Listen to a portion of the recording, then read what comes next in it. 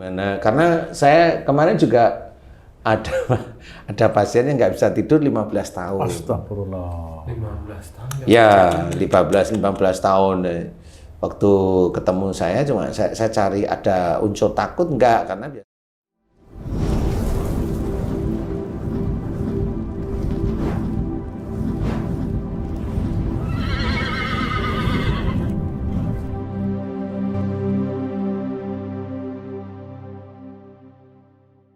Bismillahirrahmanirrahim. Assalamualaikum warahmatullahi wabarakatuh. Waalaikumsalam warahmatullahi wabarakatuh.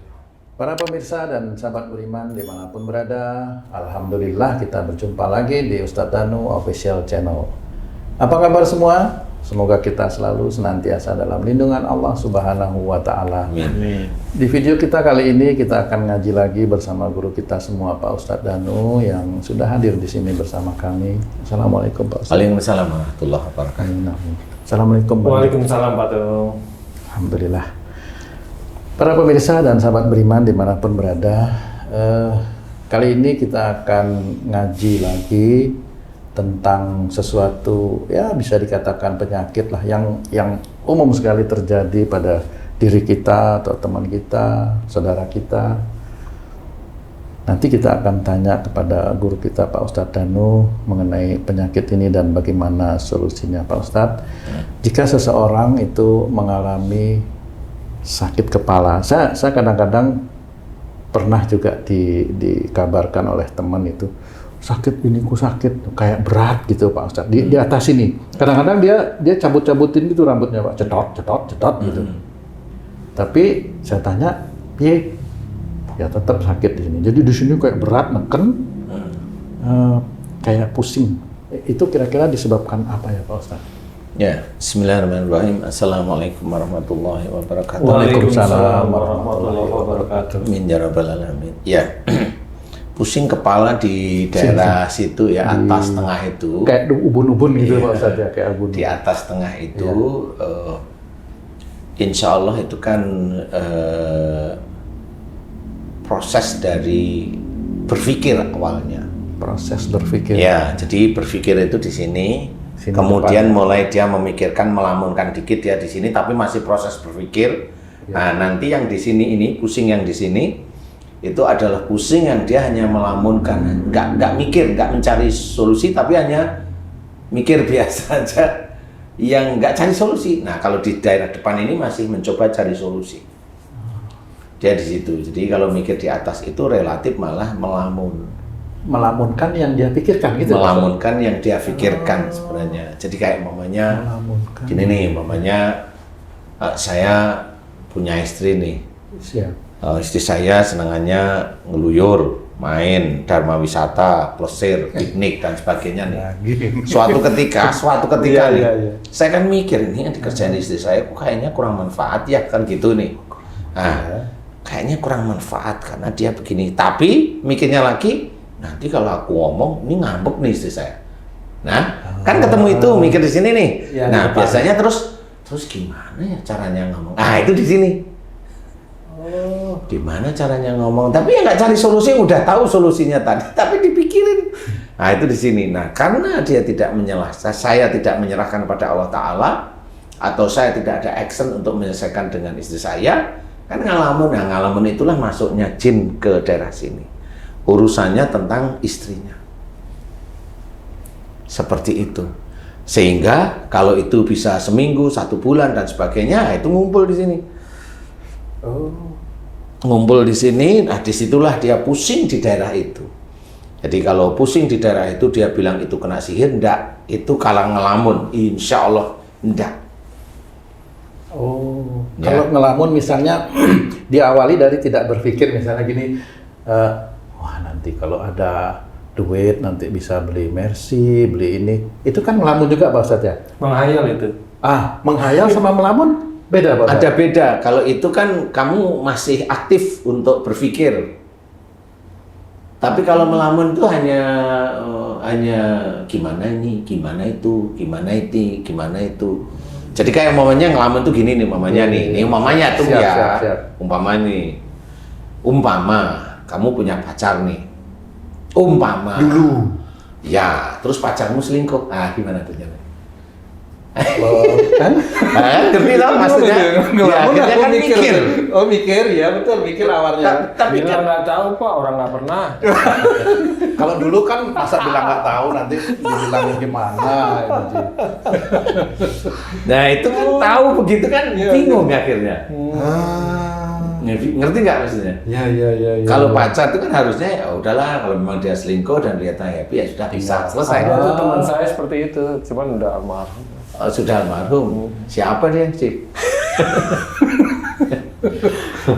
Sakit dirawat gitu kan, ditanya pusing karena mikirin itu gitu. Pacarnya. Pacar lagi. Oh pacarnya pacaran lagi. Padahal dia udah punya istri. Iya. Gila itu. Siapa yang namanya? Huruf depan aja deh. R. Oh, R. K. K. Oh, tahu saya. Berarti yang sakit yang dicari saya dulu. Iya. Nah, jadi kayak gitu. Jadi kalau kamu punya uang pengen beli Mercy, itu kan hanya menghayal biasa, bukan masalah ceritanya. Bukan masalah. Ya, jadi hanya menghayal. Jadi, kalau masalah itu yang tadi, Mama kamu punya pacarmu selingkuh, ya kan pusing. Langsung gitu, oh pusing ya kalau gitu ya. Ya. Emangnya jinnya nggak bisa masuk lewat depan sini Pak Ustadz? Harus lewat sini itu? Kan pasti ngalamin, kamu nggak bisa mikir sudah. Berarti kalau orang yang stay terus berpikir aja, jin nggak masuk ya Pak Ustadz ya? Lah mikirnya gimana coba? Emang kamu mikir memang mau berapa jam kamu mikir itu? Misalnya gini nih Pak Ustadz, misalnya gini ya, ini contoh aja nih, contoh aja Contoh, nih, ya, contoh. umpama ini. Misalnya nih, Saya. misalnya teman saya, Saya juga nggak apa-apa, bukan nanti saya juga ya umpama saya. Misalnya di proyek nih, misalnya gitu, lagi ngeliat nih, wah ini kok harganya nih kok rasanya masih bisa diturunin dikit lah. Nanti kalau turun dikit kan volume segini, wah lumayan nih dapat uang segini, nanti gini. Nah, Itu menghayal, berpikir menghayal. menghayalnya di mana? Ya di sini aja. Oh, tetap di sini ya? Pak? Iya. Itu jin masuk nggak Pak Ustadz? Ya masuk. Lah, tetap masuk juga. Tetap masuk karena menghayalnya nyuri. Tidak baik ya. Kalau menghayalnya nggak nyuri, Mana yang mana? Menghayal nggak nyuri mana? Iya. Nyerah. Wah, astagfirullah. Masuk juga ya, Masuk menghayalnya. Menghayal yang baik itu yang hitung-hitungan bangun rumah. Itu kan baik. Iya, menghayal tapi positif. Oh, karena ada panduan benernya gitu, Ada gambar. benernya, ya jelas. Jadi Oh, pikiran itu gitu. tidak kemana-mana. Masih mencoba mencari gimana caranya bikin kamar mandi itu dimasukin nyaman. Nah, itu kan itu ya. menghayal tapi positif. Positif. Ya. Dimana rumah itu masuk itu enak, itu menghayal positif. Oh, iya. Yang saya ceritakan itu masalah sebenarnya. Jadi Masalah. iya masalah. Umpamanya masalah kamu awalnya kapro diturunkan jadi deputi umpamanya. Nah itu kan masalah buat kamu. Iya. Nah kamu pasti pusing di sini. Karena di sini nggak dapet. Lah udah diturunin kan nggak bisa mikir jadinya. Waktu itu nggak pusing, keliangan Pak Ustadz. Iya. Sama kan gitu. Ya. Iya. Sama, keliengan Oh, itu gitu. keliengan itu adalah sebenarnya pusing yang menuju ke arah agak berat. Keliengan ya, Iya, berarti benar. hubungannya dengan telinga dan mata. Nah, berarti pusing sampai keliengan itu berarti tipemu mata sama telinga ada yang tidak beres. Telinga itu orang ngomong baik itu kamu nggak hiraukan. Kemudian kalau nggak cocok marah, itu telinga. Kemudian mata, kamu melihat sesuatu kalau nggak cocok ya marah. Kalau kamu seneng ngejar, nah itu mata. Jadi pada saat kamu ada beban di situ, ya kamu kelihatan langsung. Itu bereaksi semua. Nah, itu cara Allah itu memberikan seperti itu. Vertigo mirip seperti itulah. Gitu. Ya, jadi ada masalah. Jadi kamu di sini berat, kemudian kelingan loh. Ya, itu. Nah itu. Iya. Umumnya ketahuan. Iya. Ketahuan, itu kan dia, itu masalah itu. Tuh. Maksudnya ketahuan nyuri. Betul. Bukan ketahuan apa-apa ini gitu. umpama ya, ini hanya umpama aja. Nah itu kan kamu ini masalah nih gitu. Oh, jadi masalah yang difikirkan. Difikirkan ya itu masalah. Dan itu kan nggak ketemu jalan solusinya sebenarnya. Oh, Kalau dia ketahuan nyuri ya solusinya masuk penjara KPK gitu. Gitu solusinya sudah. Iya. Kalau umpamanya orang itu selingkuh ketahuan istrinya ya solusinya ya istrinya maafin apa enggak gitu aja. Iya. Benar. Kalau istrinya diemin sebulan 2 bulan, nah ini kan masalah sama aja. Benar. Yang umpamanya orangnya yang selingkuh deg-degan, istrinya mau mutusin atau bagaimana itu kan urusan, tapi kan belum selesai. Nah, itu masalah. Jadi pusing di daerah sini adalah ada masalah yang dia tidak bisa pecahkan dari sesuatu yang dia pikirkan. Jadi bukan karena punya uang pengen Messi, punya uang pengen gelar. Itu kan mikir gitu ya. Ada keinginan lah istilahnya. Itu masih belum ini. Tapi kalau masalah ya seperti itu. Umpamanya seseorang punya pacarnya selingkuh gimana ya? Padahal cinta mati. Kecuali kalau ada seseorang udah gedek sama istrinya lah, istrinya selingkuh malah monggo gitu. Mau kapan ke pengadilan agama? Kayaknya itu nggak ada yang gitu kayaknya, kok gampang banget itu. Karena udah gedek, terus cari solusinya kan gitu. Pada saat istrinya itu selingkuh malah, wah alhamdulillah sudah saya yang bayarin deh di pengadilan agama malah baik. Jarang-jarang. Saya punya pengalaman nih. Saya lagi berkunjung ke rumah teman, anaknya lagi skripsi, Ustaz.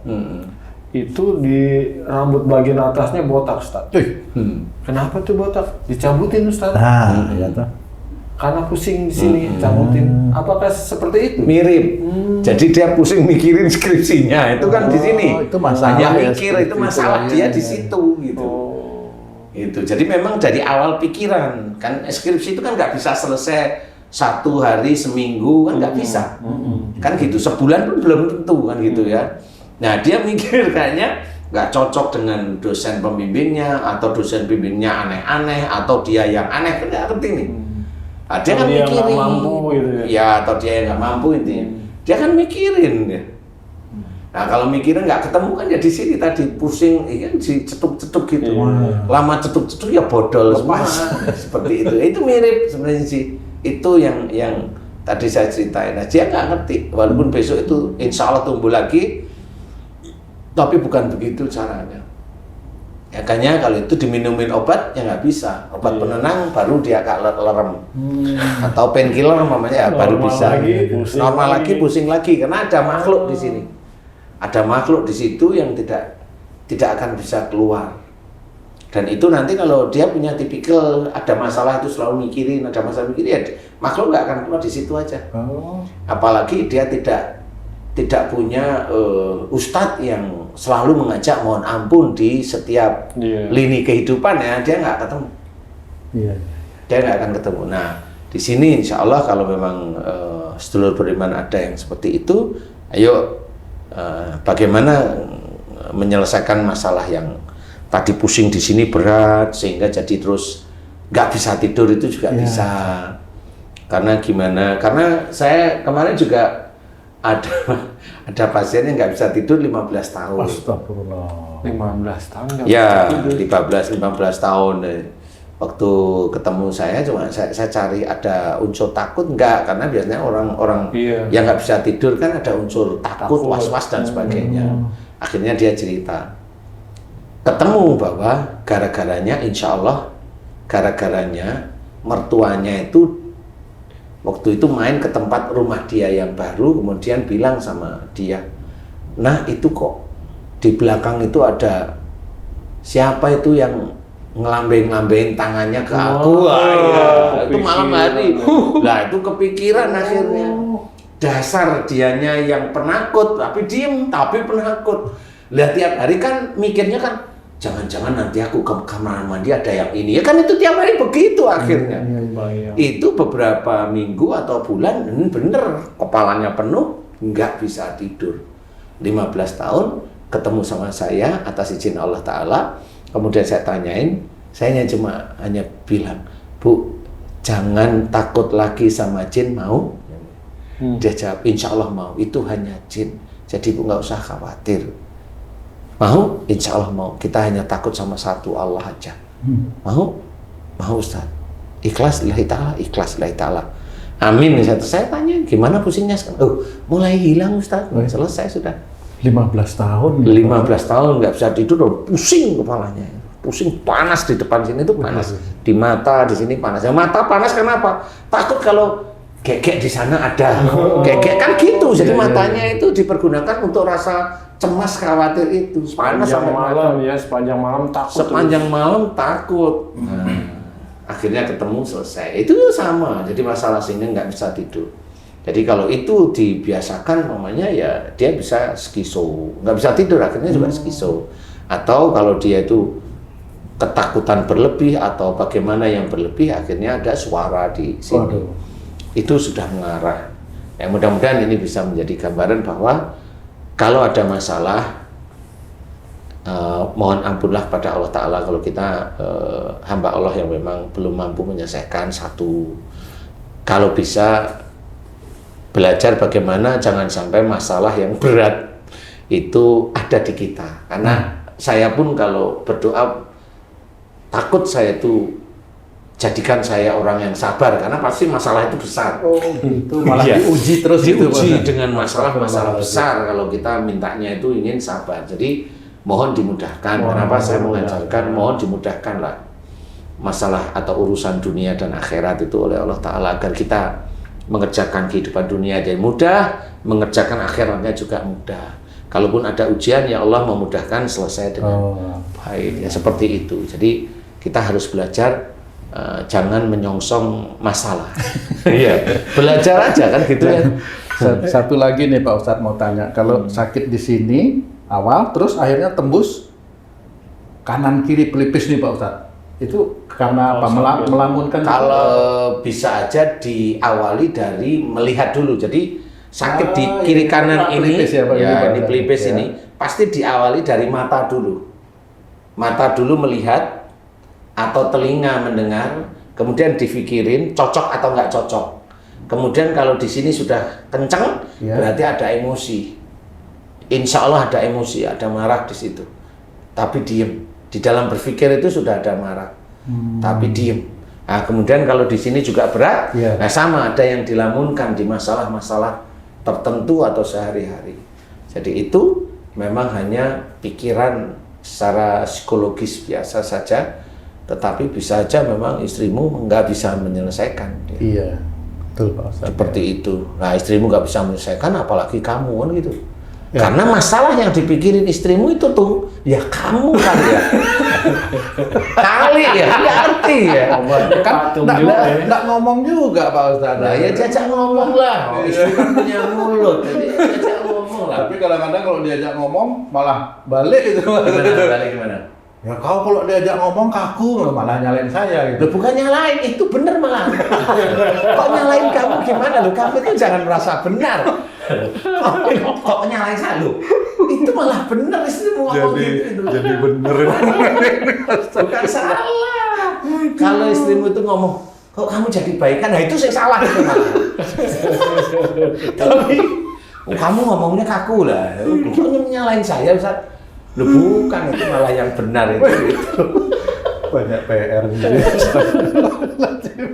Jadi itu kali kan memang kali istrimu kan di situ melihat, mendengar, berpikir, ada emosi, melamun.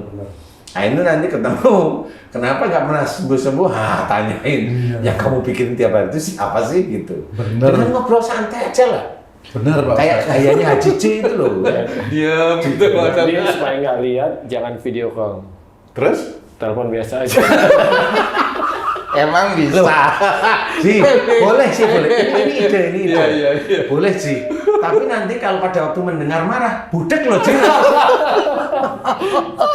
Muncul masalah baru. Fokus. Yang mendengarkan marah, budek nanti Ji. Kasihan. Nanti Tung sering-sering beli baterai ini loh. Nanti. Janganlah. Astagfirullah. Iya, harus belajar seperti itu. Jadi intinya belajar untuk seperti ini kan belajar menyelesaikan masalah sehari-hari. Kayak gimana sih caranya kalau kayak umpamanya kamu agak sulit berdialog dengan istri ya dimulai. Lah wong sudah hidup berapa tahun sih kamu? Hidup maksudnya apa? Ya nikah maksudnya ya. 94 ya, udah lumayan ya Mas. 30-an tahun ya? 30-an tahun. 94 itu berapa? 29 tahun. 30 tahun benar ya? Ya, kalau itu masa nggak pernah komunikasi? Komunikasi, bentrok terus tapi itu kan repot. Ya maksud saya itu komunikasi. Ya, komunikasi itu yang nyantai, yang tenang. Maksud saya itu. Kalau komunikasi dikit-dikit bentrok lah kan itu maksud saya. Lah selama ini kamu itu, lo kok ya bisa keluar anak dua itu gimana gitu? Waktu itu gencatan senjata. Akhirnya sakit kepala itu mikirin nggak bisa ngomong santai itu ya. Ya, jadi intinya adalah belajar untuk menyelesaikan masalah dengan wajar kalau nggak bisa diskusi atau serahkan sama Allah Ta'ala. Karena memang siapa tahu memang masalah itu diawali ya dari kesalahan-kesalahan kita. Benar. Mohon ampunlah pada Allah, karena banyak juga menceritakan riwayat-riwayat itu yang baik-baik bahwa salah satu yang bisa menyelesaikan masalah itu dengan istighfar. Banyak cerita tentang riwayat tersebut. Jadi cobalah. Nah, mohon ampun itu memang saya mencoba mengajarkan ke saudara-saudara kita itu bahwa mohon ampun ini sebenarnya bagus untuk kehidupan dunia dan nanti di akhirat. Insya Allah seperti itu. Jadi kalau ada persoalan betul, nanti kalau ada masalah betul, kemudian lepaskan masalah itu. Nah, mudah-mudahan kalau itu serahin sama Allah, mohon ampun hilang. Insya Allah seperti itu. Wallahu a'lam. Alhamdulillah, terima kasih banyak Pak Ustadz penjelasannya, Masya Allah. Ternyata masih banyak PR nih. Saya, banyak PR juga? Oh, tadi enggak, happy aja. Astagfirullahaladzim. Para pemirsa dan sahabat beriman dimanapun berada, demikian video kita kali ini, penjelasan dari guru kita Pak Ustadz Danu mengenai sakit di kepala di tengah-tengah sini ya. Kalau ada nanti sahabat beriman yang juga mengalami hal yang sama, mudah-mudahan bisa menyimak apa yang disampaikan guru kita Pak Ustadz Danu, bagaimana beliau memberikan analisa dan solusi. Mudah-mudahan ini bisa bermanfaat untuk kita, khususnya untuk meningkatkan keimanan dan ketakwaan kita kepada Allah Subhanahu wa Ta'ala. Amin. Saya Tung pamit diri, sampai jumpa di video kami yang lain. Apabila ada perkataan kami yang salah dan kurang berkenan, kami mohon maaf. Wassalamualaikum warahmatullahi wabarakatuh. Waalaikumsalam warahmatullahi wabarakatuh.